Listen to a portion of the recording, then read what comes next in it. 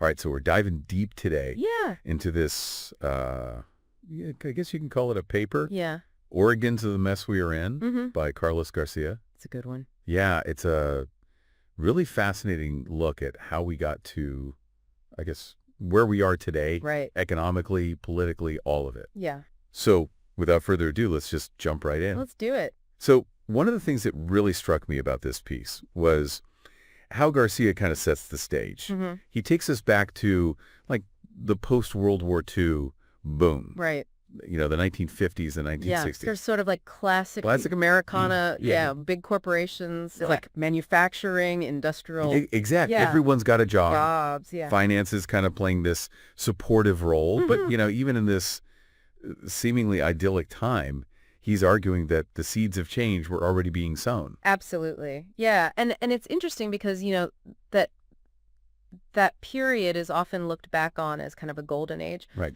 Especially in terms of economic equality. Right. Things were more, the gap between the rich and the poor was much smaller. Right. And workers, shared in the prosperity.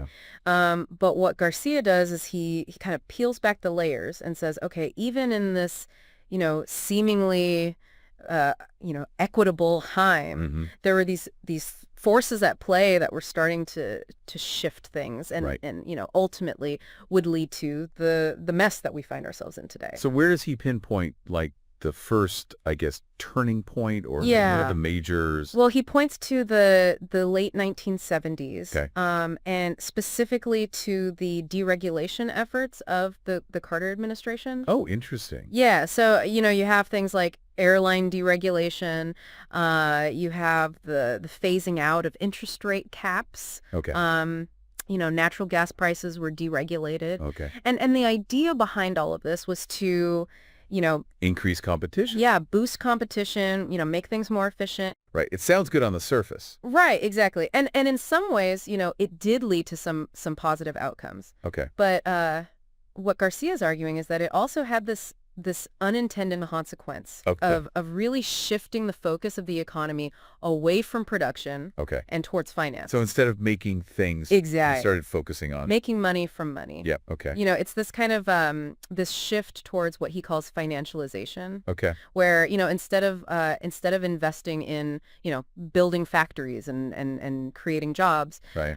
the focus became more on financial engineering and speculation. Okay. So this is kind of setting the stage for, I guess, what happens next, Exactly. which is when we get into The rise of the big neoliberalism, manufacturing. this isn't it? idea of free markets, limited government, Yep.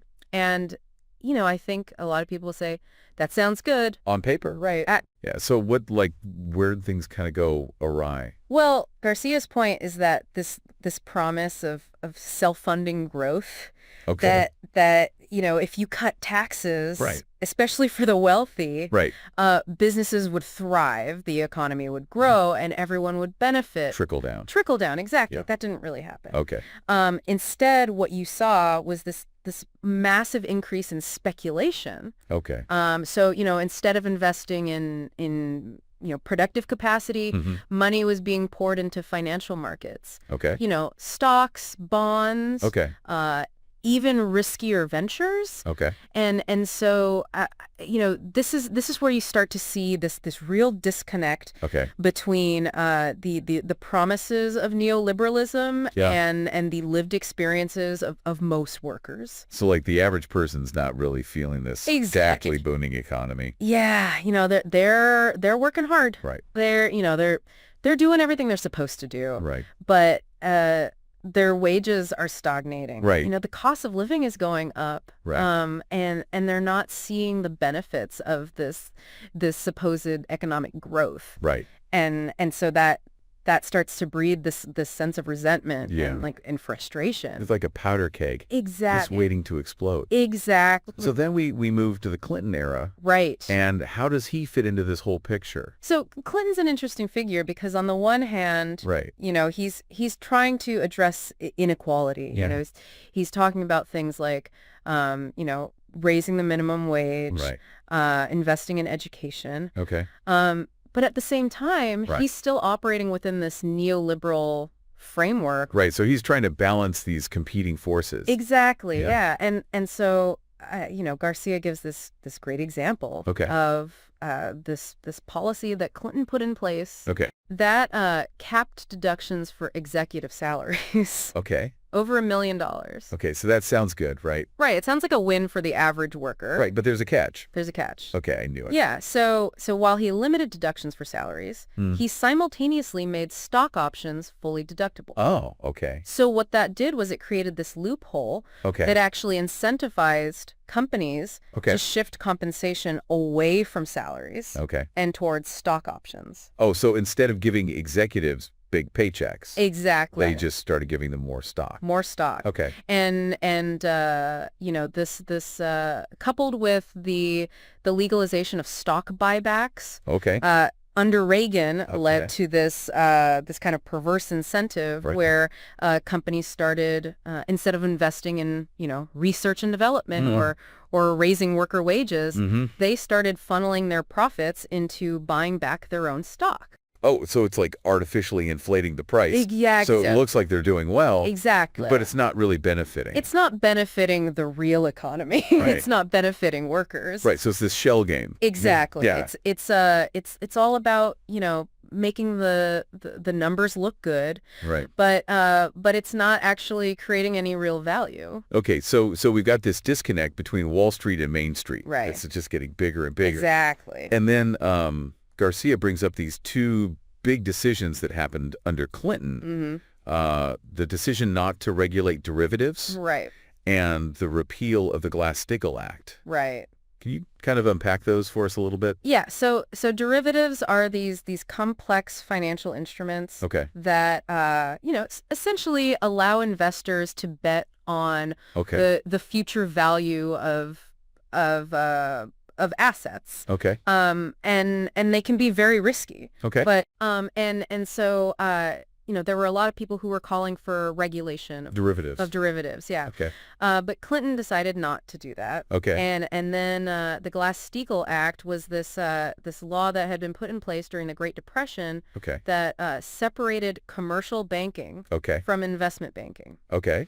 And so the idea behind that was to prevent banks from taking on too much risk. Okay. And so Clinton repealed that. Okay. And so what that did was it allowed these massive financial institutions Okay. to merge and to engage in Riskier activities. riskier activities. Yeah. Okay, so it's kind of like taking the guardrails off Exactly. and just letting. Run wild. Yeah. Okay. So this is all kind of building up to something. Right. And I think we all know where this is going. Yeah. The 2007 Financial crisis. financial crisis. Yeah. How does Garcia kind of analyze that moment? Well, he sees it as the inevitable consequence Okay. of all of these decisions that have been made over the previous decades. Right. So it's not just this like one-off thing. It's the culmination It's the culmination of decades of policy choices that have been leading up to this. Exactly. Okay. And he argues that it was this real moment of reckoning. Okay. Where